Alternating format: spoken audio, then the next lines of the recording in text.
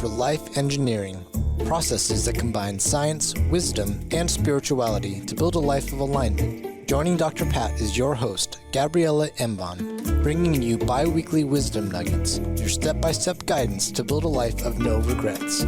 Stay tuned as they uncover powerful processes for you to realize your true potential. Are you ready for some magic wisdom? Life engineering starts now. Hey everyone, I'm Dr. Pat, and I get to sit beside the most amazing Gabriela. And I want to get started right away. And I'm just going to give everybody a heads up. We may not even take a break today because this topic is so important. Self-coaching, how to experience more happiness in just 1 month. Yes. Why? Because it's not only possible, it is our birthright. Gabriela, thank you for joining me today. I shared with you before the break, and I'm just going to say it to the audience. I was on a call the other day, and I often forget despair.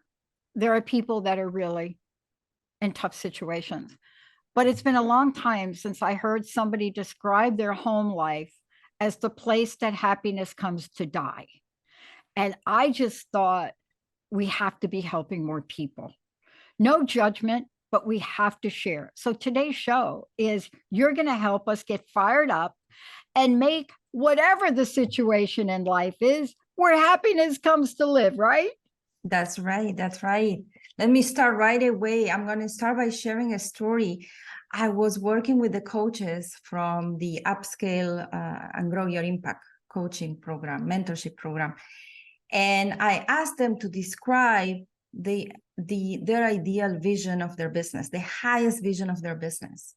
And then I asked them, once they described it, they did that as homework, I asked them a question. I asked, what would change in your life if you accomplish these goals? How is that going to impact your life, your family life? And all of them, they were writing, I'll have more time with my children. I'll be able to spend more time with my parents. I'll have more time to care for myself. I'll have more financial means to take vacations. And as I was reading, right, the benefits of them attaining their big goal, it hit me. I told them, I bet some of these things you can do now. Can you? Because perhaps not the goals that require, the finances to go on vacations, but for the most, when I'm going through your list, most of the things, I bet you can attain them now, within a month, tomorrow, if you just chose to. And for me, that's mind-blowing when we think about that, because it all comes to the simplicity of what it takes to be happy. Yeah. But in order to reach that level of simplicity, we have a prerequisite. We need one step before. And that step is clarity. Clarity allows for simplicity. And clarity about what? Well, clarity about, first of all, the difference between our desires and our wants. They're completely different. Desires are the language of our soul. These are our wishes. That's when we usually say, I wish, right? We can't always explain them rationally why we desire what we desire. They're more connected to our inherent need for impact, for being of service, for experience, for growth. On the other hand, we also have wants. Wants are the language of our mind. For the most part, we can find a reason why we want what we want. We can explain it. We can rationalize it. And usually it boils down to providing for our survival needs, our identity needs / ego, right? There are usually also goals that are measurable, that we can describe them in a very concrete way. Does it make sense? It does make sense, but it's so very important. And can you just take a little bit deeper dive and explain a couple of things to our audience? Because I love that you use the word desire. And, I use it in all of my coaching. And I'm telling you, it's a hard nut for people to swallow. When I approach them and say, we're going to do visioning and we're going to talk about your future from a place of desire. People are like, oh no, desire. We're not supposed to. And I'm like, what? What Yeah, are you we have a saying? lot of What? inner blocks about desire, sometimes from society, from religion, like it's a privilege, right? Yeah. It's not a privilege. We'll get to that. I'll get to that topic at the end, but we need to understand that desires are the language of the soul. So when we are not connected to that spiritual part of us, we're very much being driven by our needs. Yeah. We talked about in a previous podcast about the difference between existing and living, right? Existing is providing for our needs. If I eat, if I sleep, if I have what I need, I will exist. But living is a little bit different. Living is about fulfilling our desires, our calling, our purpose, serving, being of impact, growing, experiencing, is when our soul is having a blast, a happy dance. Mm-hmm. Let's just bring this down and then let's have you run off with this. You and I both work with organizations. I have done it for a long time. And when I sit down and do executive visioning, I don't care where it is. It could be at the top of resort in Breckenridge, Colorado, right? It doesn't matter who is in the room, the boardroom. When we are sitting down to do visioning, we are not talking about needs or wants. We are tapping in as an organization and a company. Where's your desire factor, right? I mean, so this is something that's so critical, but you also know that you and I would not walk out of a visioning meeting or a coaching session with unclear agendas. That's right. Because here's how it gets really, really interesting and how important it is to separate between our desires and our wants and not to confuse them, because when we confuse them, we really end up shooting ourselves in our own foot. But let's understand the difference, how it affects our lives, okay? If we talk about how the fulfilling desires and wants will nourish us, okay? You can view desires as paying us 100 coins per desire when we fulfill it. So desires nourish us 100 coins per desire. Every time we fulfill one, we're getting 100 coins. When we look at wants, okay, fulfilling a want, attaining, getting to that target will nourish you 1 coin per want. Now you do the math. I went after a desire, I got 100 coins. I went after a want, I got 1 coin. Which one will nourish me more? Don't you think, and let me ask you this, don't you think that the way that we've been, I don't know how to say it, the way that we've been conditioned with the word want comes with compromises, negotiations, sacrifices, and limitations. Now, But I believe I'm not that's saying true. that's for everybody, but I think that is a factor, right or no? I believe that the wants, we have to be flexible, we have to compromise, we have to pay a price, simply, but not for our desires, because the wants are the milestones, the means to fulfill the desires. So there are different ways to get to my desires. I might need to compromise and do a detour, and might take me longer. But so that is negotiable. The desires are the ones that shouldn't be negotiable. Yeah. Because the more aligned we are with our desires, right, and we let our desires guide our lives, the less attached to our wants we become. So if we are less attached to those, then it's much easier to negotiate on these. We become more easygoing. When we are leading those congruent lives, when we are committed to the fulfillment of our soul desires, then imagine you show up in life so well nourished that not only you don't want to take from someone else's meal, you're happy to share yours. So you even become a better spouse, a better friend, because you are less attached to how things are done. So you want to go for vacation to one location, your spouse says, no, I prefer to go somewhere else. You're so well nourished from your desires, you go, doesn't matter, we'll go wherever you want to go, right? You are less in the ego, less power struggles, and you create space for everyone around you to flourish too. Mhm. And, aren't these tied into what we started the show talking about? Happiness, right? That's right. I mean, because many times, like I started the show talking about the fact that some people can't even say the word desire. And, when you can't say it or even step into the energy, it takes some time for some people. Aren't we then cutting a part out of our happiness block? Of course, because happiness requires fulfillment and authenticity. And it's our responsibility to discover what that means for us. If we are not embarking on this journey of discovering that, then somebody else will fill the blank for us. And then it's not so authentic anymore. And then we follow that and it doesn't fulfill, right? And then we say, oh, it's impossible to be happy. Well, that's not true.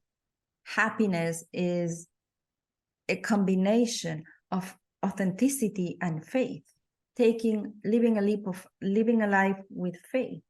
But in order to live authentically, we have to discover, we have to remember what we're here for.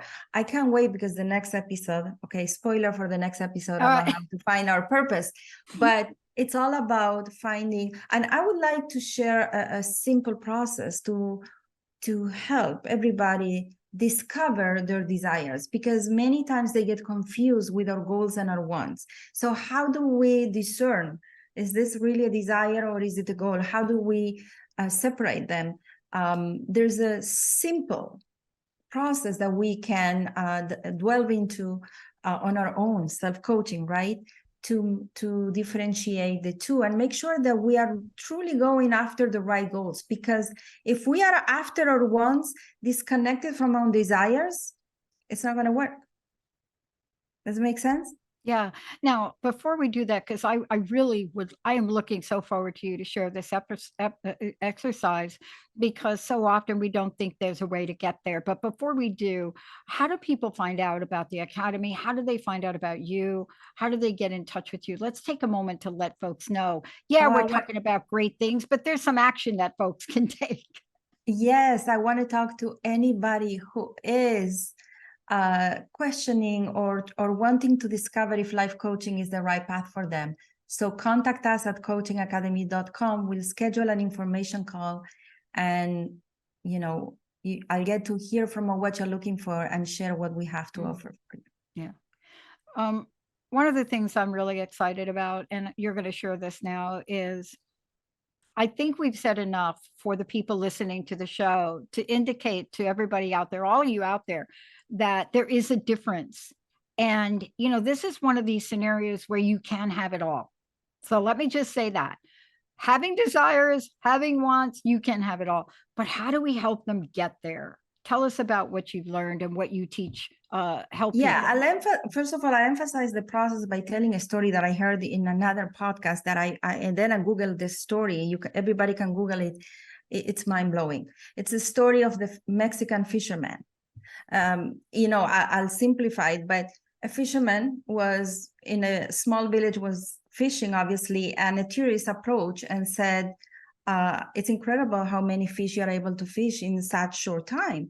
How many hours per day do you fish? And the fisherman said, not much. I fish as much as I need, probably a few hours a day. And the tourist says, and what do you do with the rest of your time? And the fisherman said, I just, I play with my kids. I sleep siesta. We play the guitar with our friends at night, and we have a good time with our friends and family. And the tourist said, oh my God, I can help you. Okay. If you were to fish longer, you will have more money, and then you can get a bigger boat. And the fisherman says, and then what? What's going to happen if I get a bigger boat? Well, then you can fish with the money you'll make, more fish, more money. You can buy even more boats and grow your business. And the fisherman says, and then what's going to happen? Well, you can slowly build an empire and have your own fish distribution. And the man says, and then what's going to happen? Well, you become a billionaire. You can move to a bigger city. You can have a higher quality of life. And the fisherman asks, and then what's going to happen? So, well, once you are so wealthy, you can retire.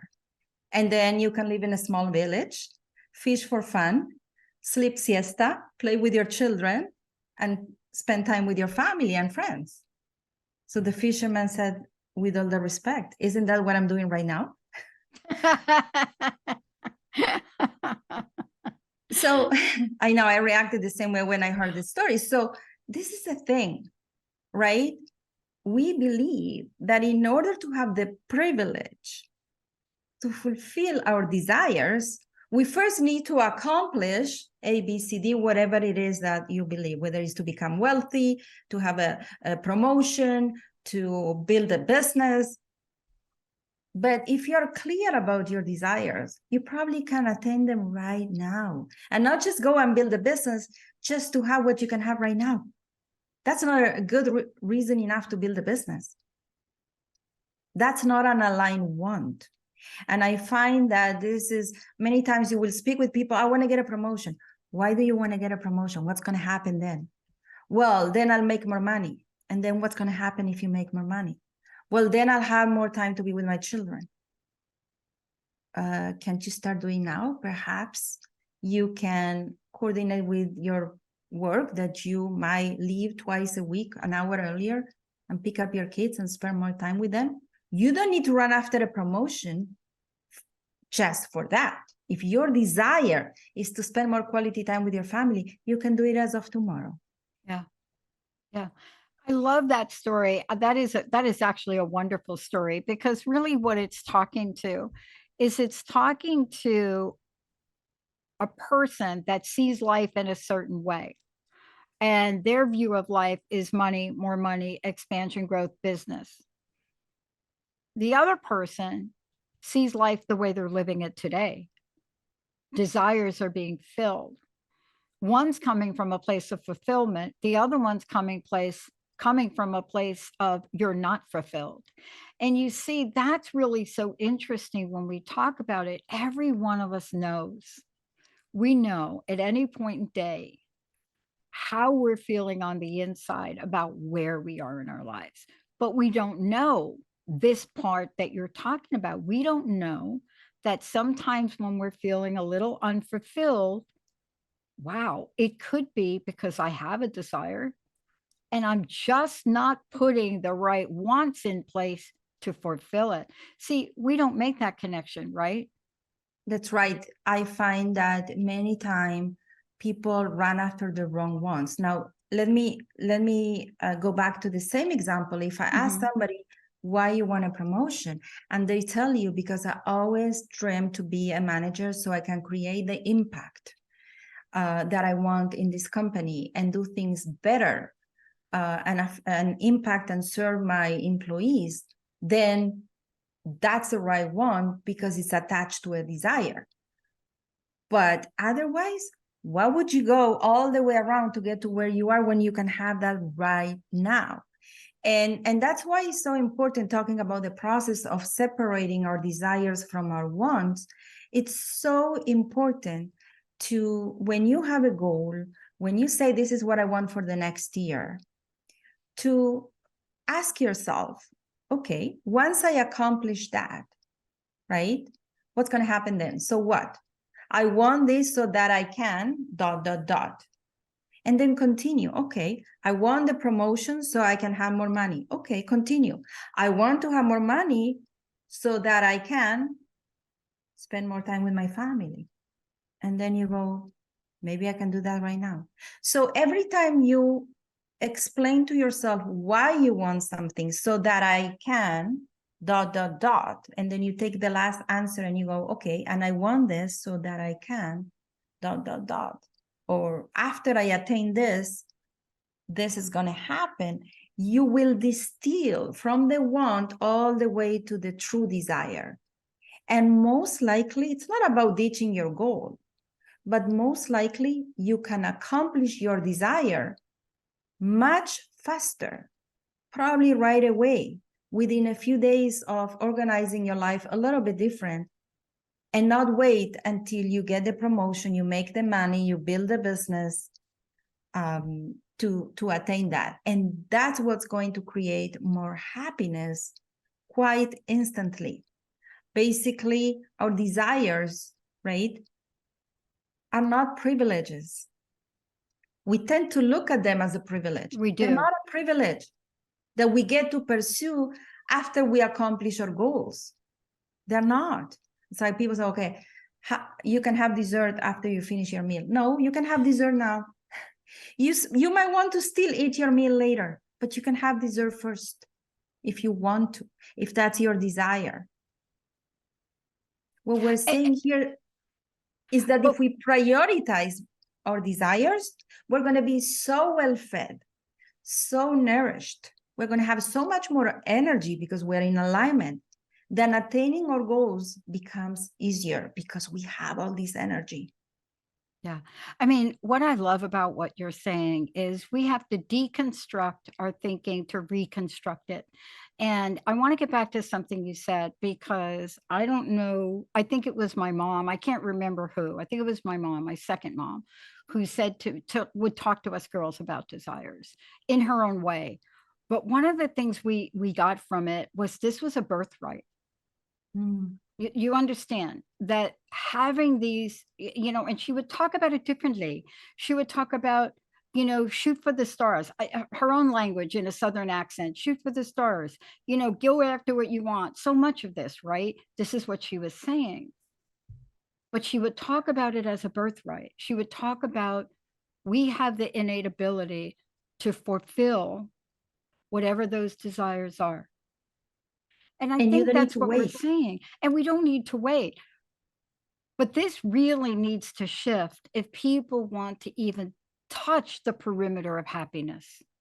That's right. It all starts with the digging within ourselves, the questioning within ourselves for the purpose of getting clarity, because the clarity is always found in the depth. So we have to dig. We have to really understand what is that what is our heart desire? What is that our soul is calling from? And then realize that we don't need to wait until we accomplish our goals to be happy and to live our heart desires. As your grandma says, that's a birthright, right? That's right. You can have dessert before you finish your meal. And you definitely don't need to meet expectations to deserve pursuing your heart desires. Like your grandma said, it's your birthright. Yeah. It's not a privilege. It's a birthright, but I will say more than a birthright. It's a responsibility, right? It's your responsibility to be well fed, because that's how you show up the best. Yeah. And also, let's get back to something you said here in the last minutes we have. There's a pathway to get there. See, that's the missing piece. If I desire something, I don't know how to get there, but this is what you've just explained. There is a pathway to get there, isn't there? And look, I grew up in a family where salad was the last thing we ate. Like the end of the meal, we eat the salad. I don't know why we did that, but that's just what we did. And then when I moved away from that culture, we didn't eat the salad at the end anymore. We ate it at the beginning. It was so hard for me to do. I didn't want to eat the salad at the beginning, but I conformed to do it. See, desires are not there for us to conform them. They're there for us to realize them, right? That's right. And if I go back, just to finish, you said there's always a path. I believe there's always a path. I don't believe it's always visible. No. Okay. But what I do believe is that there is a one step, the first step. And it always starts with one step, and then it becomes a journey. But in order to reveal the journey, you have to take that one step and commit. And if it's not working, then the next step becomes the first step, right? And if it's still not working, then the next step is the first step until it starts working. And then you continue from there. But there's always a one step that you can take, and that will lead you to the journey. That will lead you to the path.